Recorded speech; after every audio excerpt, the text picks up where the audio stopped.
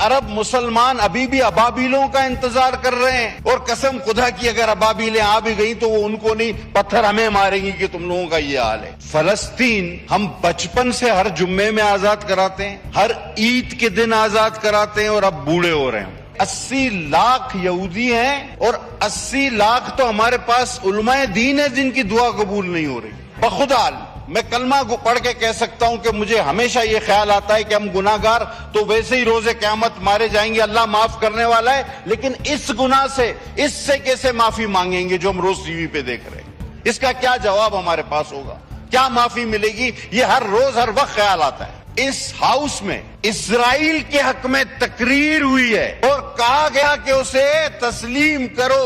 आप रिकॉर्ड उठा के देखें, अस्मा अदीद साहिबा ने कहा कि तुम लोगों को मसला क्या है, इजराइल को तस्लीम नहीं करते, और साथ साथ ये भी कहा रिकॉर्ड पे, उन्होंने कहा कि जब हम दुरूद भेजते हैं नऊज़ुबिल्लाह तो उन पे भी भेजते हैं, तो जब दुरूद भेजते हो तो उनको तस्लीम करो। लफ्ज ब लफ्ज मुझे याद है। अब भुट्टो साहब को तो सारी इस्लामी दुनिया मांग रही थी, उनको फांसी हो गई। अब किसी और को सिर्फ इस्राइल मांग रहा है, तो मेरे ख्याल में वो जिस तरह के हालात है तो छोड़ा के भी ले जाएगा। इसीलिए तो उठ के चले गए थे आप। अभी आ रहा हूं फलस्तीन पे, अभी दोबारा आता हूं फलस्तीन पे, थोड़ा हौसला रखो। मैं साबित करके दूं आपको, कभी नवाज के नौकर थे, कभी चौधरी के चपरासी थे जब काफ का दौर था, मुशर्रफ का दौर आया तो मुशर्रफ के मालिशिये बन गए और अब कप्तान के कारिंदे बनने की कोशिश कर रहे हैं। ऐसे लोगों से आप उम्मीद रखते हैं? मैं अपनी बात का आगाज नवाबजादा नसरुल्लाह खान साहब के इस शेर से करूंगा।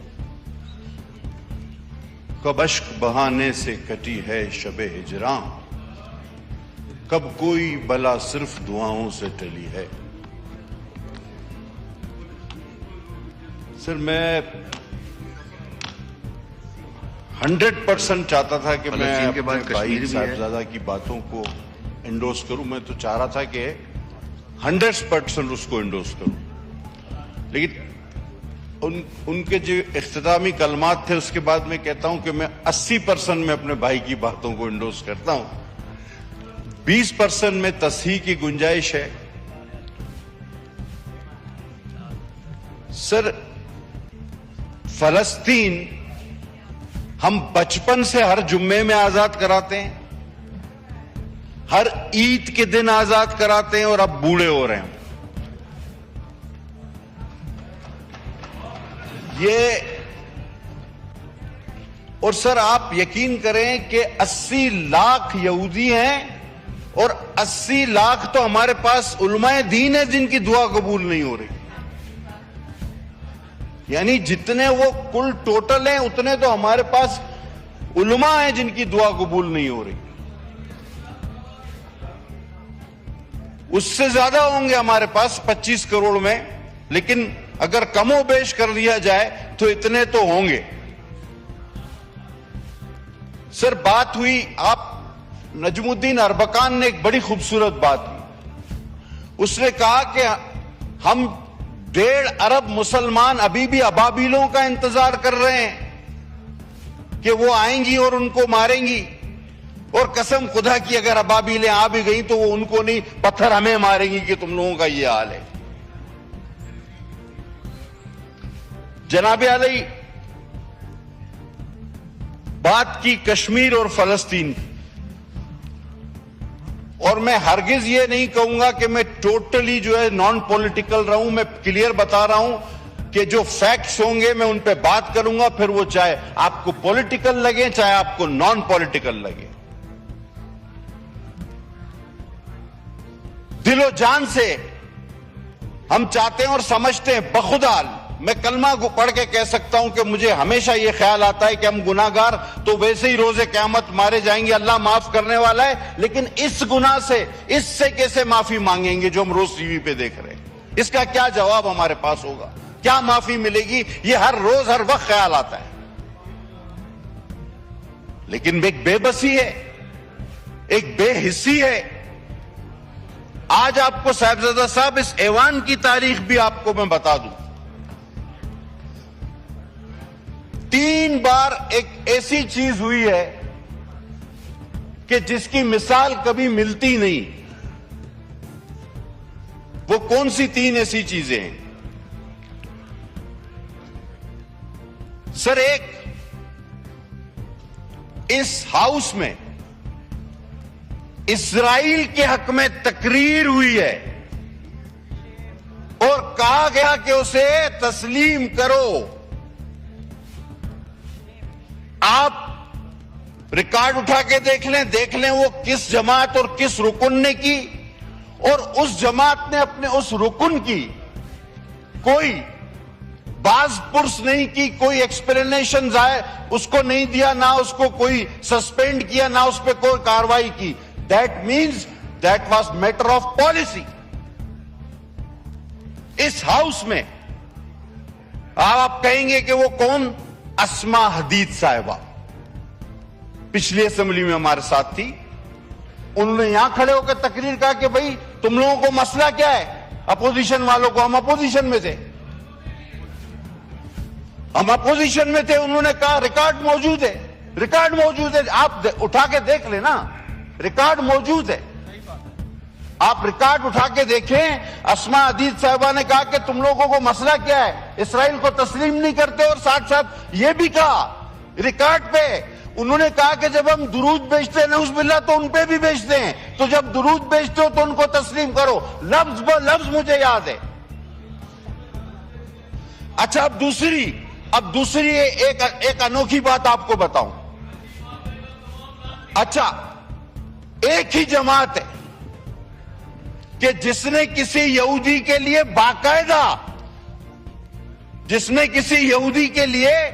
बाकायदा कैंपेन चलाई हो। अब आप ये भी कहे मैं नहीं पता। गोल्डस्मिथ का बेटा सादिक खान के अगेंस्ट एक यहूदी के लिए पॉलिटिकल कैंपेन किसने चलाई, ये भी कोई दूसरी मिसाल नहीं मिलेगी। अब तीसरी पे आता हूं, अब मैं तीसरी पे आता हूं। भुट्टो साहब जब गिरफ्तार हुए तो पूरी इस्लामी दुनिया के सरबराह उन्हें मांग रहे थे और कह रहे थे इसको फांसी मत देना, यासिर अरफात समेत। और एक अनोखी बात है कि आज इस्राइल और अमेरिका और खासकर इस्राइल के लेजिस्लेटर पाकिस्तान में किसी की रिहाई का मुतालबा करते हैं, ये भी हमें पहले कभी होते हुए नहीं देखा। अब आप बताएं कि ये तीनों अनोखे वाकयात क्या आपने, अब भुट्टो साहब को तो सारी इस्लामी दुनिया मांग रही थी, उनको फांसी हो गई। अब किसी और को सिर्फ इस्राइल मांग रहा है, तो मेरे ख्याल में वो जिस तरह के हालात है तो छुड़ा के भी ले जाएगा।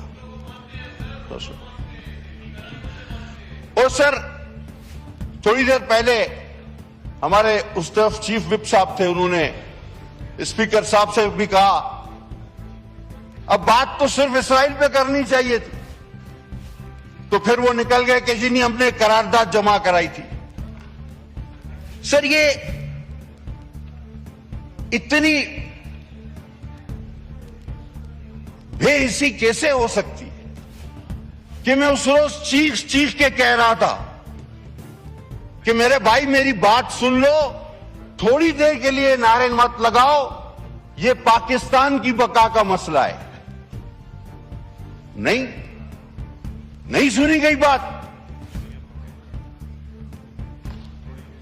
और हमारे अराकीन ने वहां जाके ठोड़ियां पकड़ी कि यार थोड़ी देर तो बैठ जाओ, नारे हमेशा लगा लेते हो। क्या नहीं, क्या करो, यह करो, वो करो। अरे भाई, वो भी तो यही कैनाल का मसला था। अब आप कहते हो नहीं पहले हमने तो उसी दिन जमा कराई। 40 लोगों ने हुकूमत और अपोजिशन से उस पर बहस की, आपने नारे लगाए, बायकाट किया। अब कहते हो नहीं पहले हम। आपका तो पीछे से पहला नंबर है, आगे से नहीं। अब जनाब आ जाएं, आगे चले। उस दिन बात हुई जिसका मैं जवाब देना चाहता था, आज जवाब इसलिए दे पा रहा हूं क्योंकि उसके बाद से हाउस ही नहीं चला, कोरम पॉइंट आउट होते रहे। सर एक चीज और भी है, हमारे दोस्त तारीख में थोड़ा सा पीछे भी देख लेना तो एक कैनाल जलालपुर की 2018 की गवर्नमेंट ने भी अप्रूव की थी और उसका संगे बुनियाद वजीर आजम रखने जा रहे थे, वो भी इंडस का पानी था। हम उसकी भी मुखालफत करते थे, हम आज भी हर कैनाल की मुखालफत करेंगे। और मुझे बड़ा अफसोस हुआ कि सर ये जो वजीर आजम के बाद सबसे अहम कुर्सी होती है, इस कुर्सी के कुछ सर अपने भी फराइज होते हैं, कुछ उसकी इज्जत रखनी होती है। बेदरेक वहां पर बैठ के झूठ नहीं बोलना चाहिए। इन्होंने एक कागज लहराया कि जी ये देखिए फलां ने इस मंसूबे की मंजूरी दी है।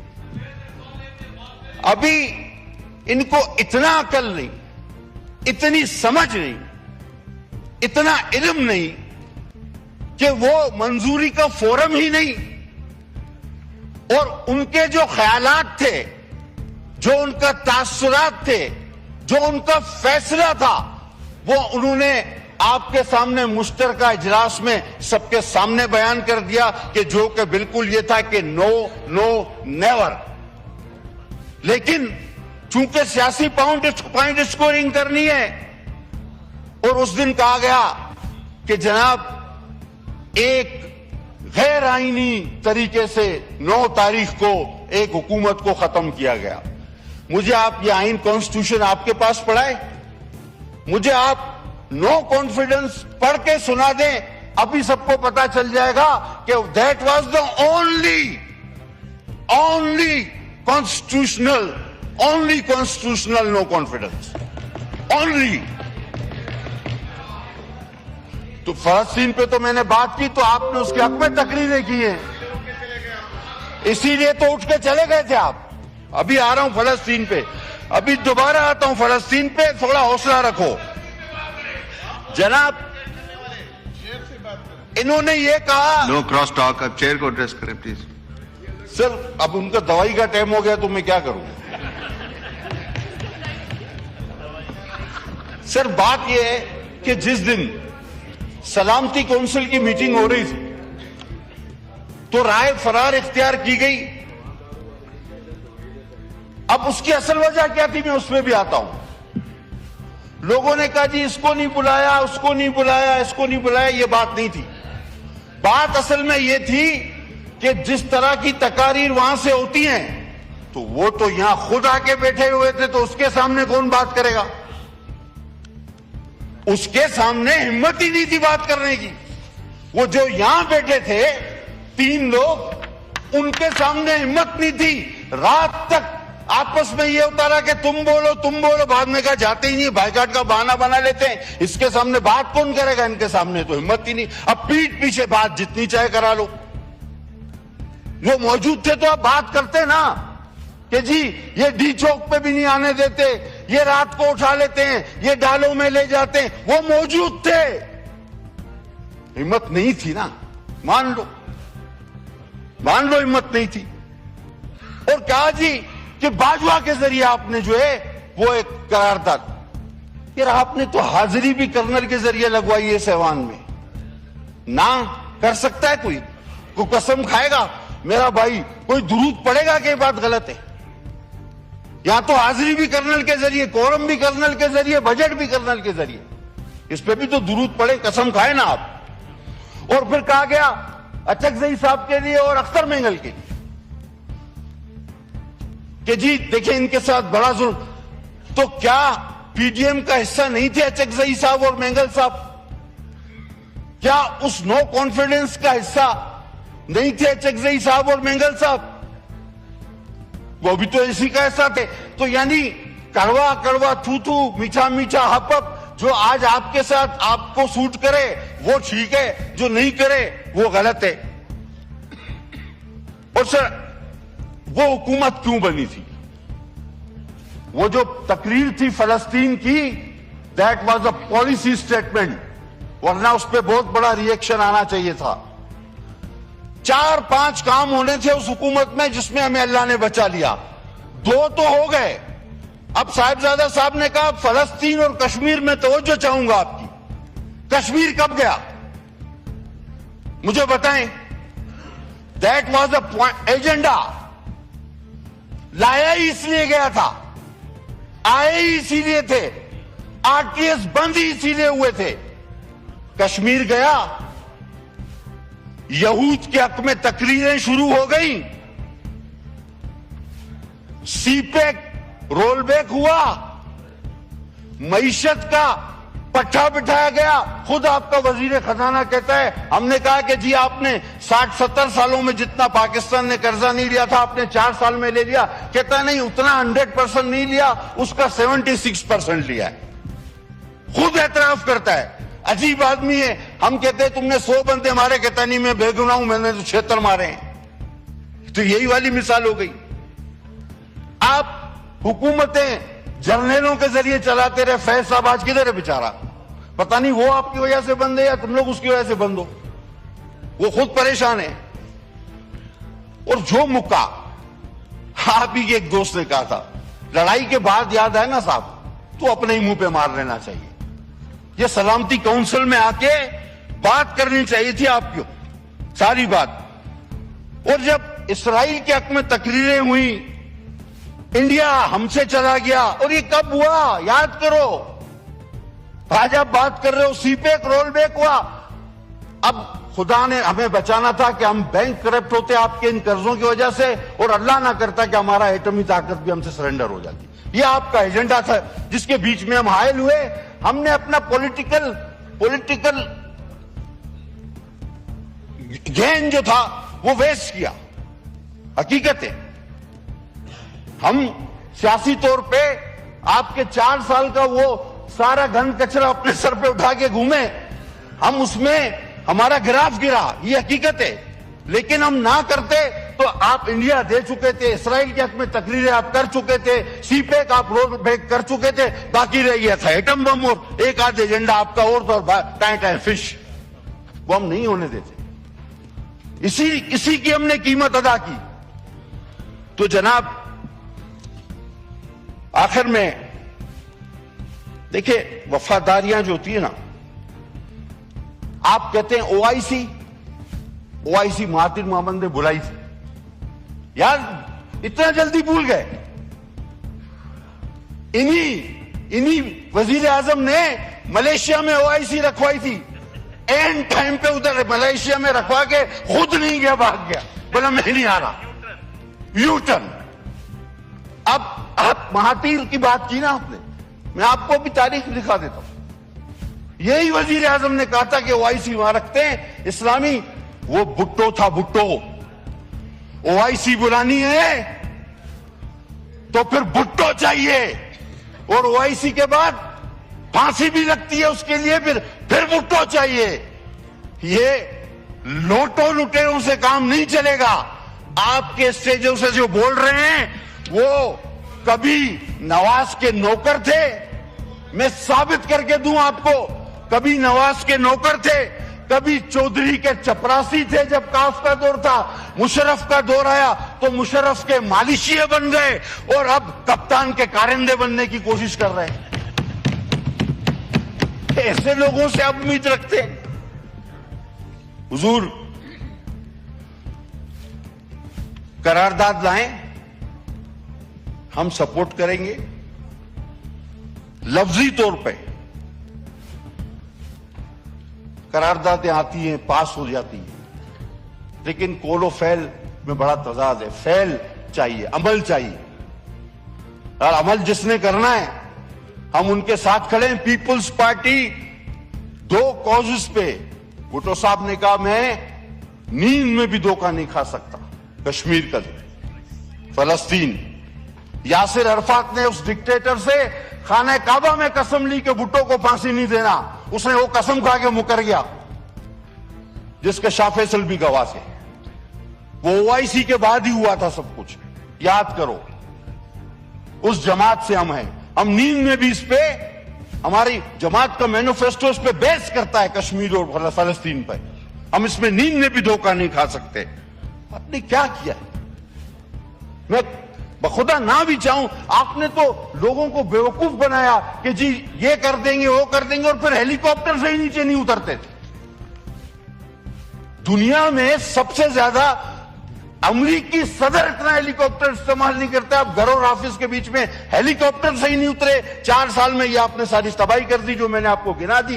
कि कश्मीर आपसे गया, दोबारा रिपीट करूंगा, बार बार रिपीट करूंगा। इसराइल के हक में तकरीरें हुई, आप बैंक करप्ट होने जा रहे थे, आपका एटम बम जा रहा था, तो आपने क्या किया? अंडे, मुर्गी, कट्टे, जर्मनी, जापान, भैंसे बेचो, वजीर आजम हाउस की मर्सिडीज बेचो, गाड़ी बेचो। ये क्या मजाक था?